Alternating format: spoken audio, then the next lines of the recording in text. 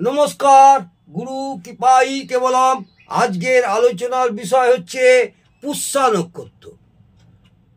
আমাদের 27টা নক্ষত্রের অষ্টম নক্ষত্র পুষ্যা নক্ষত্র। বিগত কয়েকদিন আগে আপনাদের সপ্তম নক্ষত্র পর্যন্ত বলেছি, অশ্বিনী, ভরণী, কৃত্তিকা, রোহিণী, মৃগশিরা, আদ্রা, পুনর্বসু। আজকে পুষ্যা নক্ষত্র অর্থাৎ অষ্টম নক্ষত্র, 8 নম্বর নক্ষত্র। এই পুষ্যা নক্ষত্রে জন্মগ্রহণ করলে জাতক জাতিকাদের কি প্রভাব পড়ে সেই নিয়ে 2-4টি কথা বলছি। যদি ভালো লাগে অবশ্যই একটা সাবস্ক্রাইব, লাইক এবং কমেন্ট করতে ভুলবেন না।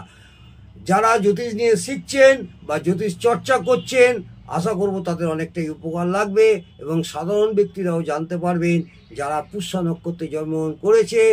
এবং পুষ্যা নক্ষত্র যেসব জাতক জাতিকারা জন্মগ্রহণ করেছে, যাদের জন্মকুণ্ডলী এবং লগ্নকুণ্ডলী বা জন্মপঞ্জিকা আছে, তারা একটু দেখে নেবেন যারা পুষ্যা নক্ষত্রে আছেন তাদের কি প্রভাব পড়ে।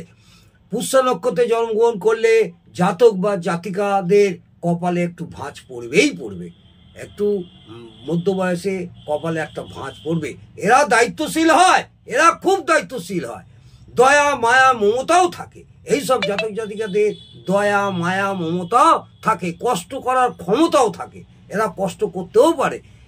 দারিদ্র দোষও থাকতে পারে।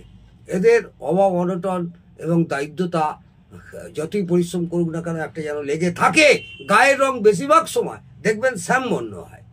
এদের গায়ের রং, এইসব জাতক জাতিকাদের গায়ের রং বেশিরভাগ শ্যামবর্ণ হয় এবং বিপরীত লিঙ্গের প্রতি আকর্ষণ থাকে।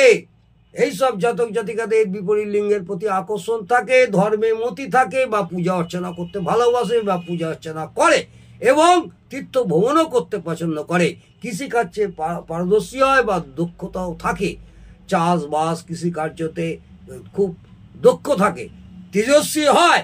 এইসব জাতক জাতিকারা তেজস্বী হয়, কর্মদক্ষতা থাকে, তুলনামূলকভাবে বেশি দৈহিক পরিশ্রম করতে পারে।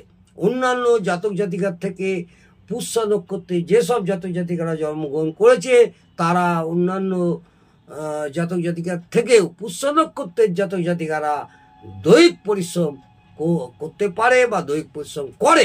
বিভিন্ন বিষয়ে জ্ঞান থাকে। এইসব জাতক জাতিকাদের বিভিন্ন বিষয়ে জ্ঞান থাকে, কিন্তু একটু অলস প্রকৃতির হয়। যে কোনো কাজ করতে অনেক সময় নেয়, কাজ করবে কিন্তু অনেক সময় নেয়। আজকে এই পর্যন্ত পুষ্যা নক্ষত্রের জাতক জাতিকাদের কি প্রভাব পড়ে সেই নিয়ে 2-4টি কথা বললাম। নমস্কার, জয় মা তারা।